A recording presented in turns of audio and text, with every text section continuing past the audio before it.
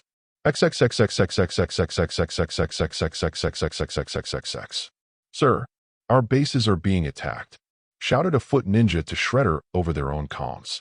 What? Shredder shouted in shock and outrage. This almost caused him to eat a punch from Giza, but he managed to jump back and dodge it in time. Which ones? All of them. All of our bases are being attacked.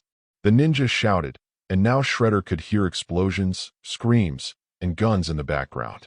We're being completely overwhelmed. And then everything cut to static. Midoriya. He found our bases. All of this was a trap, Shredder thought, but before he could even start forming a plan on what to do next, suddenly, he found he couldn't move an inch as his body was immobilized by Seikyo's telekinesis. Grerigag! Shredder screamed out in rage. As he looked at Midoriya, his eyes filled with hate.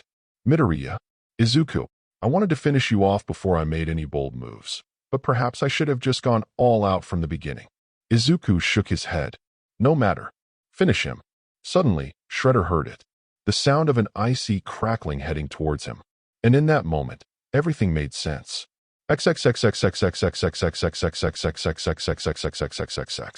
A little over a week ago, Izuku was sitting on a bench, with Giza standing by his side, as they waited in a secluded part of a park at night, where no eyes would be on them. Izuku was looking at something on his phone when he heard the sounds of footsteps approaching. You're late. He looked up and saw Sub-Zero standing over him. I had to make sure I wasn't being followed. Sub-Zero said. They would never suspect me, but the foot are ever vigilant. Well, it worked. According to our devices, you're alone. Izuku said as he set down his phone and gave Sub-Zero his full attention before pulling out a fractal. This will make sure the two of us are honest. Watch. I'm poor. Suddenly the fractal turned red. My hair is green. Izuku continued, and the fractal turned green. Do you understand? Yes. Let us get on with it. The longer I'm away, the more suspicion could be aroused. Sub-Zero pointed out. Very well. So, what are you here to offer, and what do you want for it? Izuku asked. I offer you the destruction of the Foot Clan in its entirety. Sub-Zero offered. I can offer information on all of our bases, operations, and details on other prominent members. I know nearly all there is to know about the Foot. My family has been with them for generations after all. In return, all I wish for is a large sum of money and a pardon for any crimes you believe I may have committed. You intend to live an honest life? Izuku asked, sounding skeptical. Should my request be granted, I will simply have no need for forging criminal activity. Sub-Zero said. I see.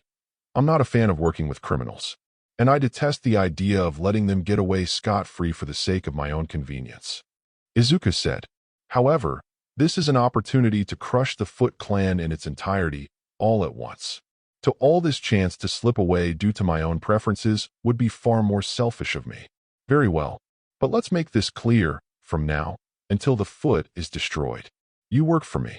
Sub-Zero fired an icy blast at Shredder, quickly freezing his entire body.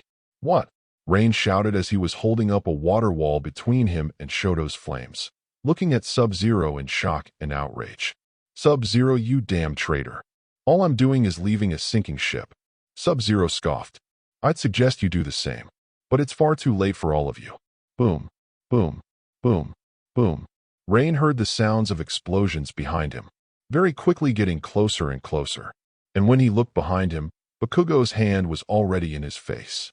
Kaboom! A massive point-blank explosion hit Rain right in the face, sending him flying, half-conscious towards Todoroki, who immediately trapped him in a massive block of ice. One down, Bakugo said, giving the other ninjas a fearsome grin. Damn it all. Reptile looked at Sub-Zero and shot out a wave of acid from his mouth, which Sub-Zero dodged, before shooting a freezing blast at Reptile, forcing the giant lizard man to jump to the side to dodge it. Boom, boom, boom. And then Bakugo was in his face in an instant, aiming his hand in his face.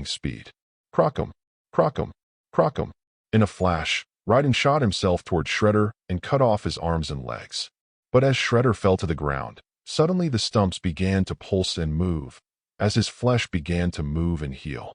By the time he hit the ground, his limbs had grown back, and he crawled back up, continuing his sprint towards Izuku. Seikyo barely put up the barrier in time, but that mattered little as Shredder's fist shattered it like it was never even there. as his bladed fist headed right for Izuku. Ding! Izuku's phone timer dinged, as Shredder's fist and his blades were upon him. Slam! As Shredder slammed his fist down, Izuku was suddenly propelled backward by some invisible force, allowing Izuku to dodge the attack in the nick of time. Izuku let out a sigh of relief. Just in time. Before going to the start of the concert, in case of emergency, Izuku had Sheena use her quirk on him, so he'd have access to the repel quirk. Of course, normally this would wear off before the battle had even started, so Sheena had also put several delays to the effect. Basically, she'd kill his quirklessness, then kill the last effect of her quirk, meaning that he would be quirkless again until this new effect ran out. She'd repeat this a few times until a sizable delay time had built up, and that ding from his phone had just notified him that the delays were done, giving him access to the repel quirk for the next 9 minutes. Midoriya, Shredder shouted primarily as he pulled his fist out of the ground and got ready to chase Izuku, only for a freezing blast to hit its arm, freezing it. HHRRRGH. Arg. Shredder immediately turned his attention to Sub-Zero and charged at him. Sub-Zero barely managed to roll to the side in time, avoiding Shredder as he charged past him. Shredder stopped and looked back over to Sub-Zero, who shot another freezing blast at him, but Shredder blocked it with his already frozen arm. Raga! He slammed his leg down onto the ground, causing the ground to shake, and Sub-Zero struggled to keep his footing as the ground broke apart around him. Taking advantage of this, Shredder picked up a chunk of the broken ground and chucked it at Sub-Zero. Sub-Zero tried to jump out of the way, but the ground was so shaky and uneven that he only ended up tripping, and the chunk of ground slammed into him, sending him flying back and burying him under it. Rah! Shredder then smashed his frozen arm into the ground, breaking it off and allowing a new one to grow back. Kaboom! Kaboom! Kaboom! Kaboom! Bakugo came in from above and unleashed a barrage of explosions down on it, destroying chunks of Shredder's body and leaving searing burns all over him. But it all just healed too quickly. TCH. Bakugo exploded himself away, up into the air to avoid a swipe from Shredder. That damn regeneration is getting on my shing. Bakugo went silent, as suddenly, Shredder had shot one of his blades out of his fist, right at Bakugo. Unprepared for this, Bakugo had no way of dodging such a fast attack, and the blade sliced his right arm, clean off. Blood exploded from his shoulder as Bakugo fell to the ground, the shock and pain keeping him from moving. Kakin! Izuku shouted in fear. But this shout brought Shredder's attention back to Izuku, and he shot out 2 blades right at him. Izuku activated Repel, causing the blades to lose momentum and fall to the ground. Midoriya! Shredder shouted before charging at Izuku again. Izuku activated his quirk to try and repel Shredder back, but all that did was slow them down, as Shredder pushed through the quirk's effect and stomped toward Izuku. Then Seikyo activated her telekinesis, and in combination with Repel, the two managed to keep Shredder in place. Midoriya! Shredder's flesh started to pulse, and his body started growing. Grandfather, he's getting too strong, Seikyo said as she struggled to keep her telekinesis field intact, but it was cracking more and more until shatter. Shredder tore through the telekinesis field and charged at Izuku again, repelling, doing little to slow him down. Seeing this, Izuku repelled himself away from Shredder, propelling himself back, away from Shredder, but the monster was too fast, gaining on Izuku more and more until his blades were within reach. Shredder thrust his arm forward, ready to stab Izuku through the chest. Jupiter! Smash! Until Achiko came in from the side and kicked Shredder right in the face, sending him flying away. Achiko! Izuku cried out in joy, tears of relief threatening to leave his eyes. Thank goodness I got out in time, Achiko said as she breathed a sigh of relief. Back a few minutes ago, Achiko was still in the Netherrealm, running away from the massive horde of demonic creatures that Scorpion had sent at her. Fighting them was pointless. She'd taken down what had to be hundreds of them, and they just kept coming. She'd exhaust herself if she kept going on, which was no doubt Scorpion's intention. Fortunately, Achiko was much faster than them, and quickly outpaced the horde. Ducking behind a large rock, Achiko leaned against it, taking a moment to catch her breath. After taking a moment, Achiko turned to look past the rock, to see if they were still pursuing her. But As she turned to look, she felt a danger sense go off again. Something was behind her, ready to stab her right in the heart. Ochako thought about the situation for a second. Shing! A sword went right through her back and out of her front, right where her heart should be. Ack! Ah! Ochako choked and gasped, before quickly falling to the ground face first, as Scorpion pulled out his sword. That took too long. I must return to the other post haste. Scorpion said as he turned his back. His body began to crackle with fire and glow as he started his dimensional teleportation. And in that split second, before he teleported, Ochako jumped up and punched Scorpion right in the face, touching him just in time. The two of them teleported back to the real world, and Scorpion went flying, landing on the ground unconscious and bleeding from his mouth and nose. Ugh! Ochako groaned as she fell to one knee. A feeling of relief crashed over her. Her plan had worked. She knew that the best way out would be Scorpion himself, and he'd probably leave immediately once he thought he'd killed her. So he just needed him to think he'd killed her, and then jump on him at just the right moment. Thankfully, she could make Black Whip come from anywhere, even inside her own body, letting her move her heart out of the way just as Scorpion's blade ran her through. Still hurt like hell and caused some serious damage, but she could deal with that later, because she could see what looked to be some kind of monster approaching Izuku. With 50% of One for All's power rushing through her, Ochako rushed towards the monster.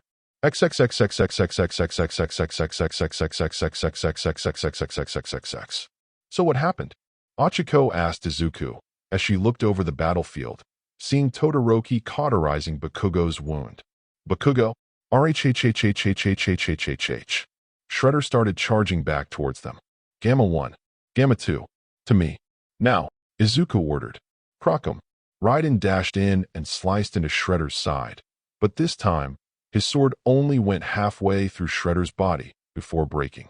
Shit, Radiant swore, before ducking, barely able to dodge a swing from Shredder in time, before dashing away using his quirk. Todoroki launched another iceberg at Shredder, encasing him entirely, but only for a moment, before he quickly broke out. Ochako then rushed in and delivered another punch to the face, sending him flying, before jumping back towards him to continue the fight. Meanwhile, Gamma 1 and 2 were flying above a recently raided foot base, watching as Midoriya Foundation troops cuffed the remaining foot ninjas. Gamma 1. Gamma 2. To me. Now, they heard Izuku order over comms.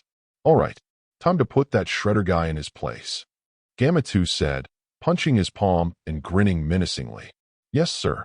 We're heading to your location, know what? Gamma 1 suddenly stopped and looked back down at the foot base.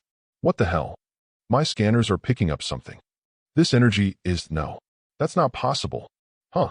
Gamma 2 looked down at the destroyed warehouse that had once been a base and saw a black orb forming in the center. No way. These readings can't be right. This has got to be some kind of glitch. The black orb began to shift and change, until finally, it took the form of the corrupted All for One. Villains. Must die. All for One roared as he glared down at the tied-up foot ninjas. What the hell is that?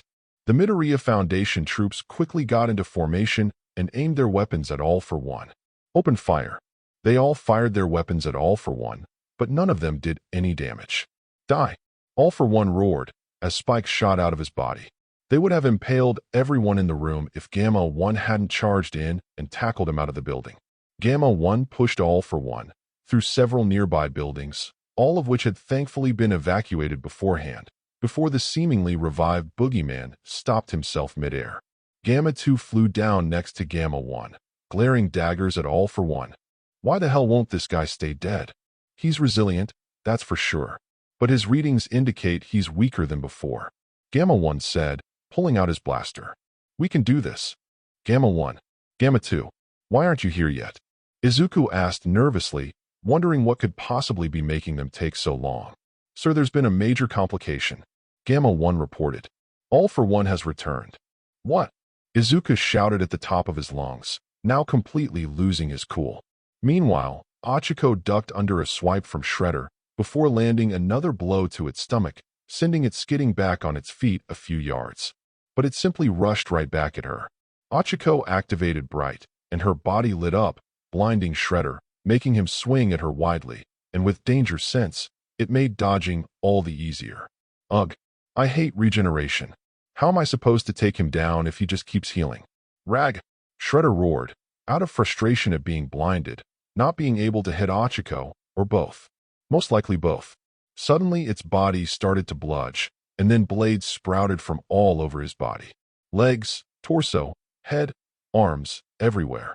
And Ochiko's danger sense went crazy. She jumped back, trying to get as much distance between herself and Shredder as possible. Everyone he's about to dash. Before she could finish, Shredder's blades fired out of his body at alarming speed, flying everywhere.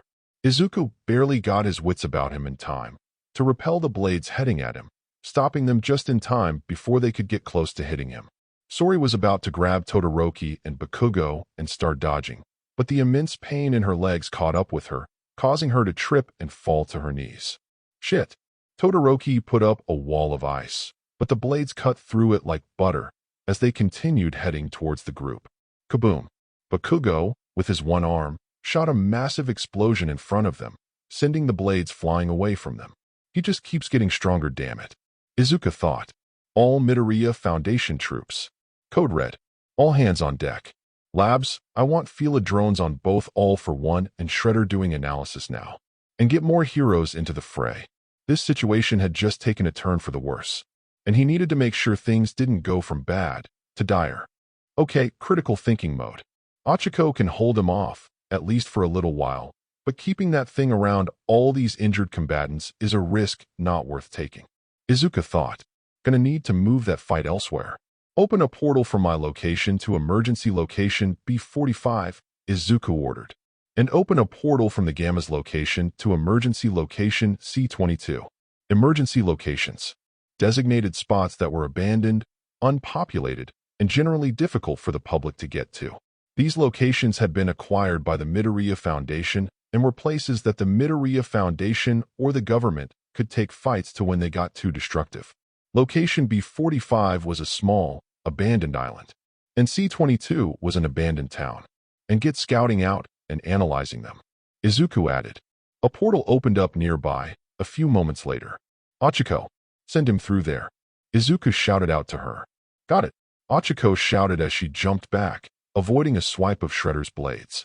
She shot out black whips that wrapped around Shredder's neck. Then Ochako swung herself around, taking Shredder with her, before throwing him into the portal. Quickly Ochako jumped through the portal herself.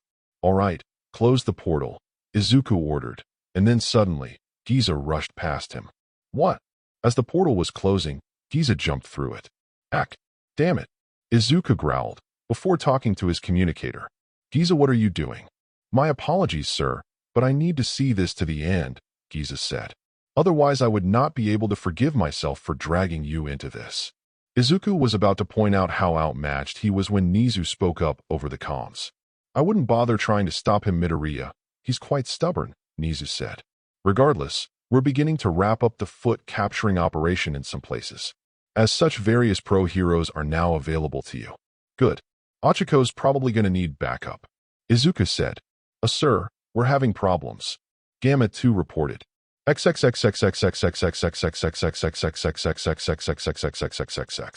Gamma 1 charged full force into All for One and tackled him, trying to force him into the portal. But as they approached the portal, suddenly All for One's body faded a bit, and Gamma 1 went right through it before All for One returned to normal. We can't get him into the portal, Gamma 2 said as he shot down at All for One, hot shots destroying chunks from his body. But they just regenerated immediately. And we can't seem to do anything harm to him either. It's like he doesn't have a body anymore. All for One looked up at Gamma 2, raised his hand, and shot black and red tendrils from his fingers. Gamma 2 dodged most of them, but one managed to wrap around his foot. Before All for One could do anything with that, Gamma 1 blasted that tendril, destroying it. GRRRR. Kill. All. Villains. All for One shouted. It was at this point the two took notice that All for One's voice was very different, like an army of voices speaking at once. Strangely enough, All for One's original voice was not among them. All for One is acting odd. It's almost like whatever this is, isn't All for One at all. Gamma 1 responded.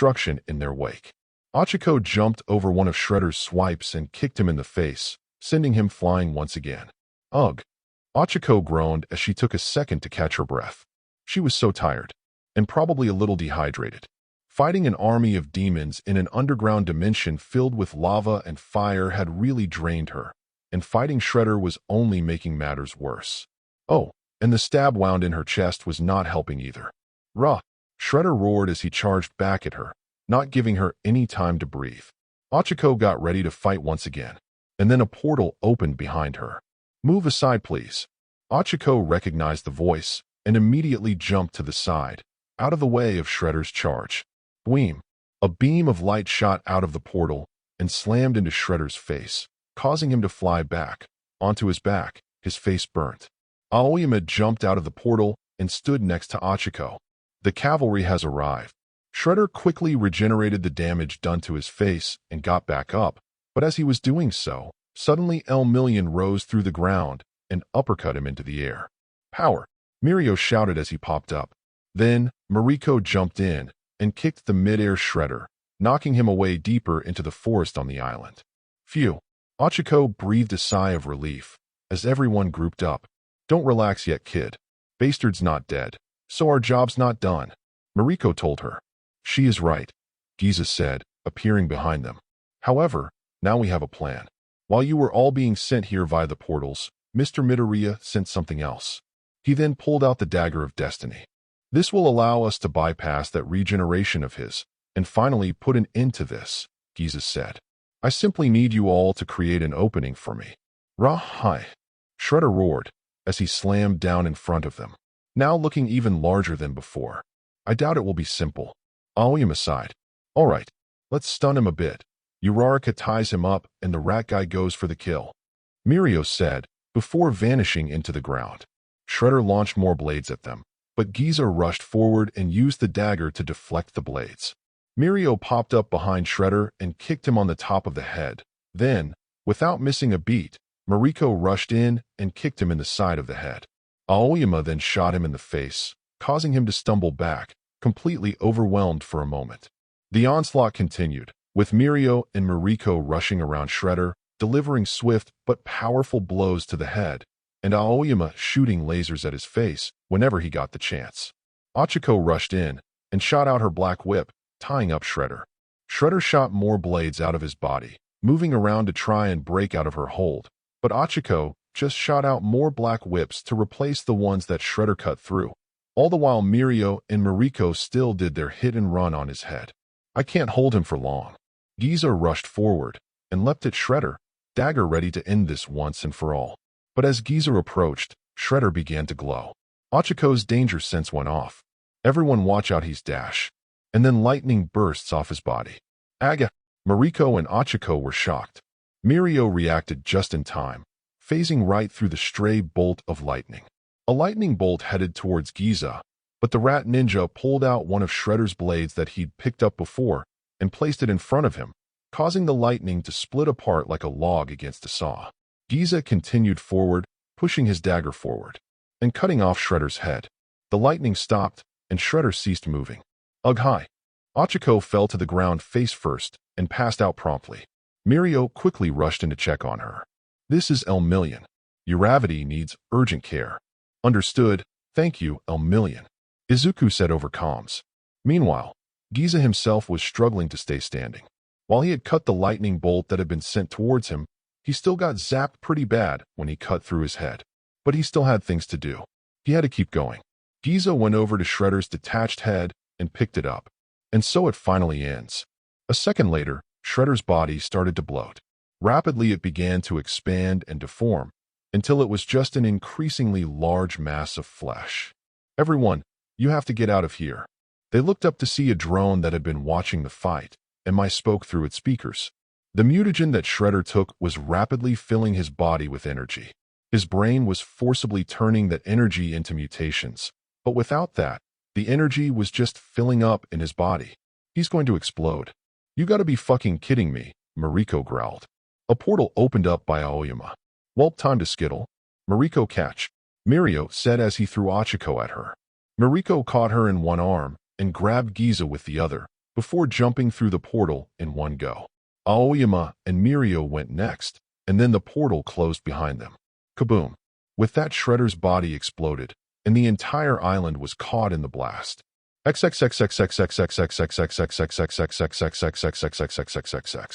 Izuku breathed a sigh of relief as he saw everyone get away just in time before the island exploded.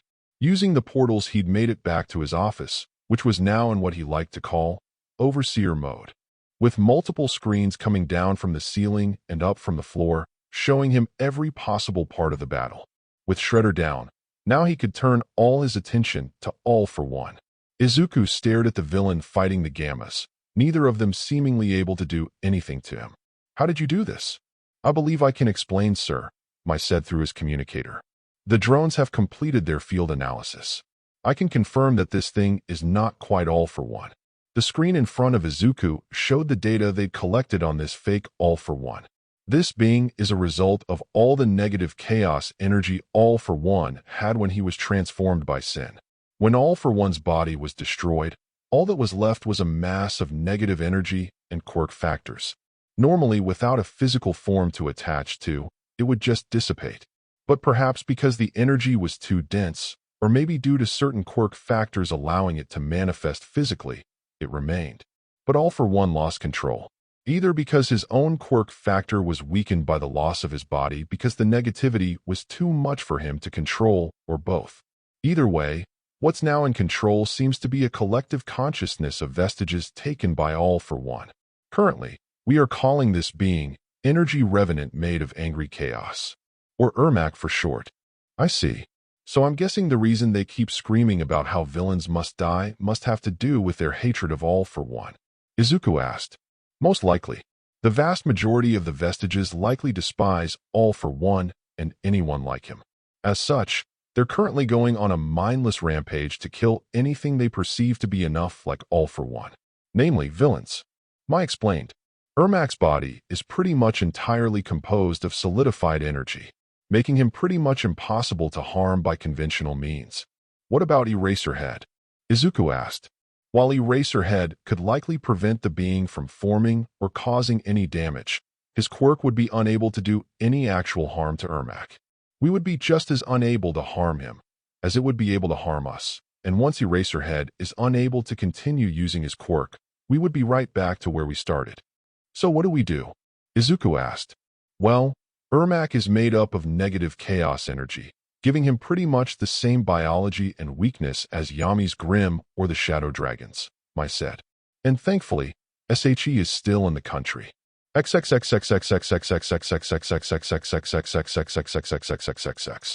Gah! Gamma 2 cried as he was promptly punched through several buildings by Ermac. Gamma 1 fired down at Ermac, but the collection of souls looked up and shot lasers out of his eyes, aimed at the android's head. Gamma 1 barely managed to dodge by tilting his head, the lasers scraping by the side of its head, leaving burn lines. Ermac aimed its arm up. Wind and lightning started to gather around its arm as it prepared for a stronger attack. Pretty cannon. And then suddenly a heart slammed into them from the side, sending them flying through a couple buildings. Gamma 1 looked to see Ribrian standing to the side. The love warrior of France has arrived, Ribrian shouted. Thanks for the assistance, Gamma 1 said, before turning his head to look at Ermac, who was rising out of the rubble. Ah! Ermac grunted, seemingly in pain, the arm that got hit by Ribrian's attack fully gone. However, noticing this, Ermac quickly reformed it. His energy readings are going down, Gamma 1 shouted as he scanned Ermac. Your attacks are working. Keep on the pressure. Lovely. Machine gun. Ribrian fired hearts rapidly from her hands, right at Ermac. In response, Ermac put up a force field, blocking the hearts from hitting them. Then Ermac charged at Ribrian with an incredible burst of speed, force field still up around them, ready to crash into Ribrian.